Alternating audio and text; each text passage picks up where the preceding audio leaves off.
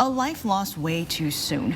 Tonight, we learned the name of an 8-year-old boy from Moses Lake who died when he was shot with a pellet rifle last night. Good evening, I'm Nia Wong. And I'm Aaron Luna. The boy who fired the gun, his own brother.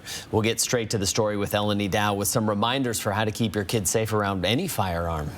The sheriff's office says it doesn't believe this was anything more than a terrible accident.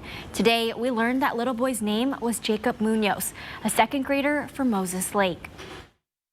Park Orchard, like many of our elementary schools, is a family. Last night, that family and the whole Moses Lake community lost a loved one, an 8-year-old boy named Jacob Munoz, who died way too soon. It's a place of sadness, a place of disbelief, that a tragedy to a young, bright-eyed 8-year-old boy was lost due to this unfortunate circumstances. The Grant County Sheriff's Office says Jacob and his brother were playing yesterday near the Cascade Marina just outside of Moses Lake, a field where people go and hang out. I'm not sure the exact distance of how far apart they were, but my understanding is they weren't very close to each other, and it was just a really unfortunate set of circumstances. But it's a reminder, pellet rifles and BB guns can be dangerous.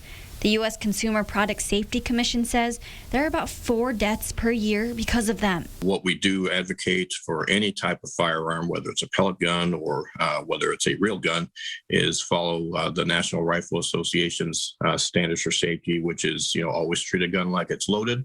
Make sure you keep your finger off the trigger. Don't point the weapon at anyone. Always know where you're pointing your weapon. If you do have kids at home, make sure your kids can't access any weapons. Keep them locked away and safe.